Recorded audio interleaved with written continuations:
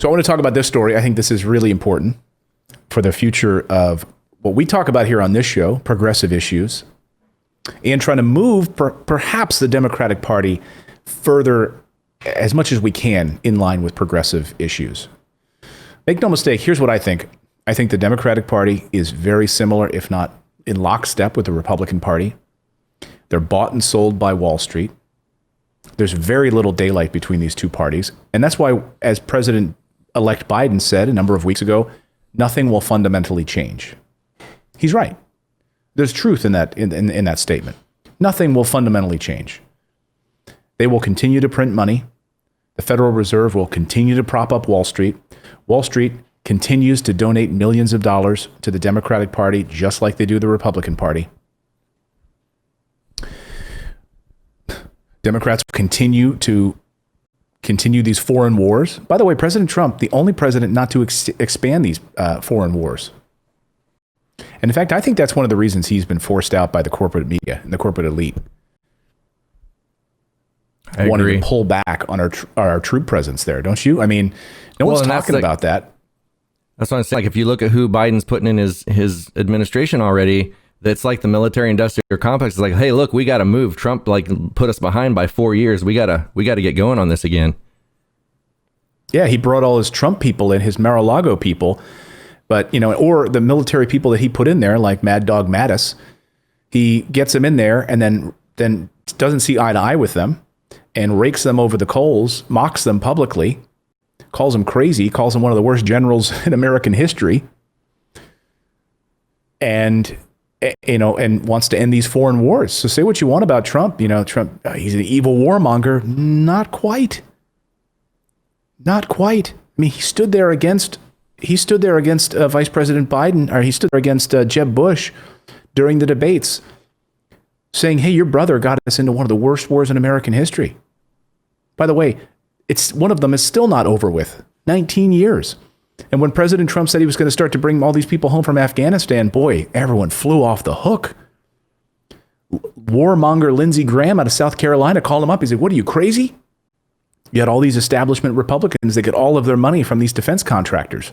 All of these guys who funnel billions of dollars to Boeing and all of these defense tank makers and everything else.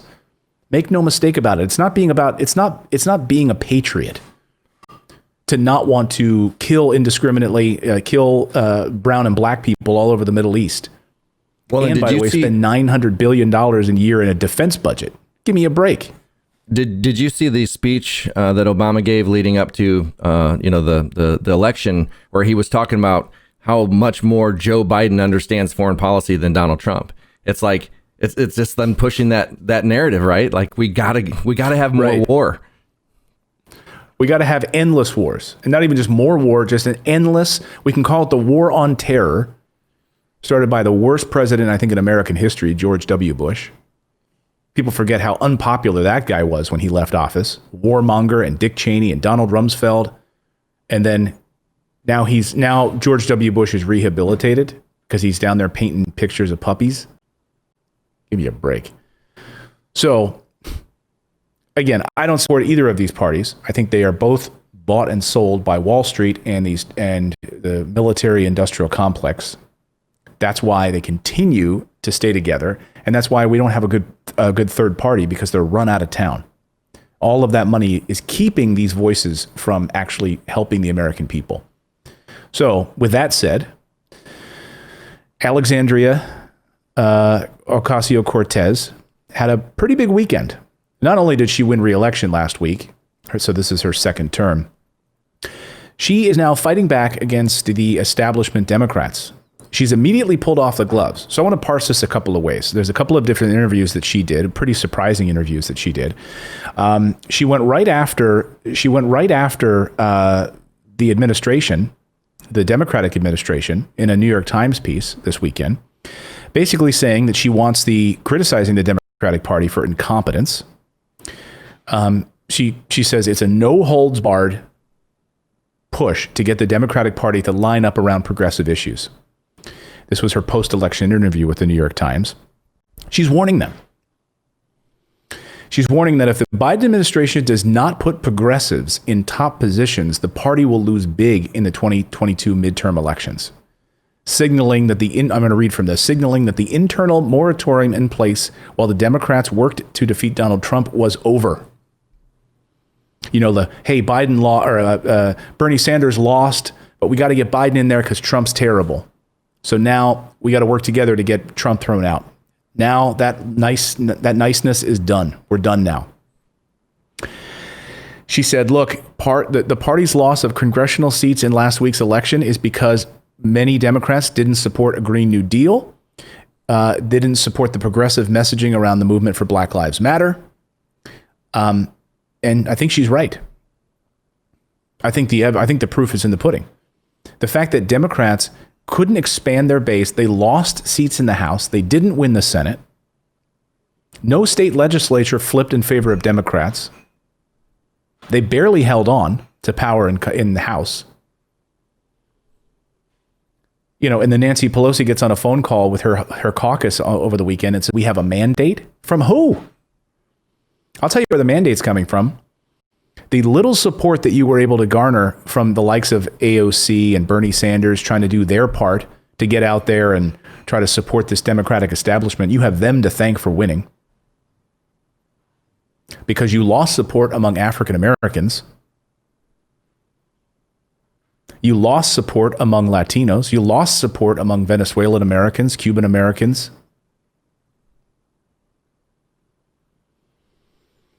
She says this, there's a reason Barack Obama built an entire national campaign apparatus outside of the Democratic National Committee. And there's a reason that when he didn't activate or continue that, we lost House majorities, because the party in and of itself does not have the core competencies, and no amount of money is going to fix that. Hallelujah. She won the election more than 50 points for supporting progressive ideas. Now, is she perfect? No. And there's a lot of people think that she was just full of crap.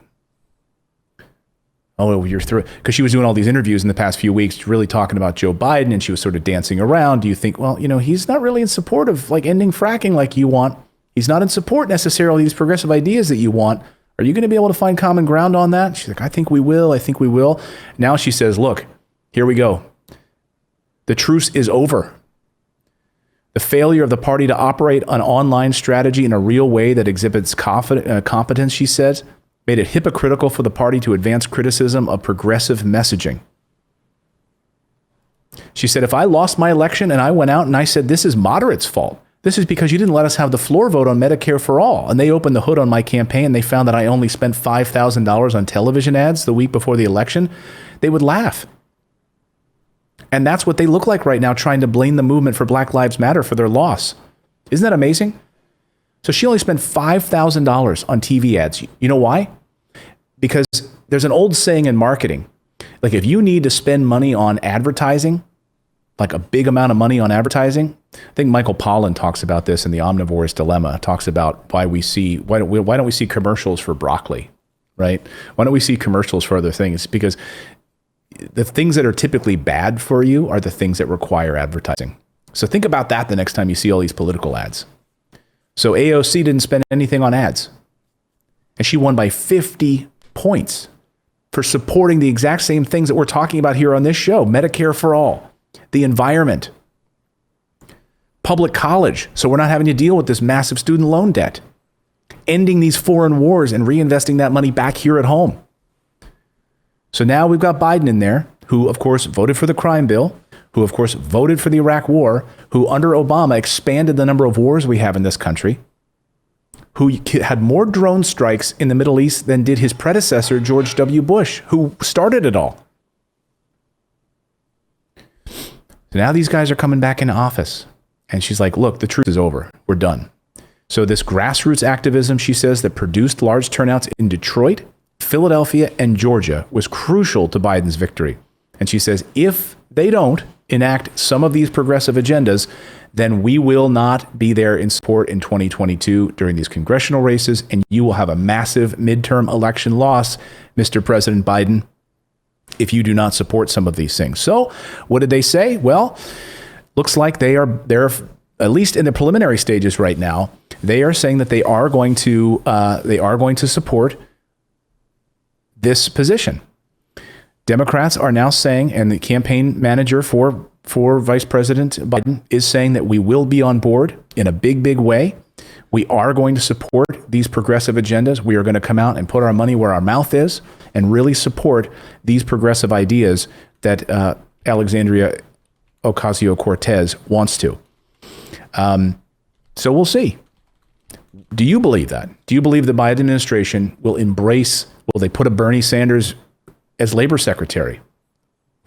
Imagine how powerful that would be to have Bernie Sanders, a champion of workers' rights, placed in the position of labor secretary. Now, let's be honest, labor secretary is not a terribly powerful cabinet position, but it's incredibly important to be able to drive worker policy. So it's not like, Secretary of State level, but there's a lot that the labor secretary can do that he couldn't do otherwise if he was not in that position of power. So imagine a Bernie Sanders in that position. Imagine, an Andrew Yang. Look, Andrew Yang has been all weekend, of course, a champion of UBI. He ran against Biden all weekend. I saw him on CNN and other places just like screaming. He was so excited that Biden won. I don't know if he's legitimately excited about it or he's really angling for a position in a Biden cabinet position. But of course, we've got troubling news on ideas of placing people in on the short list for Treasury Secretary under Biden. Coming straight out of Wall Street. Not a surprise. Just like a Treasury Secretary Mnuchin, straight out of Wall Street. Instead of someone who's maybe someone from the small business community. No, got to support those big businesses. We got to support Wall Street.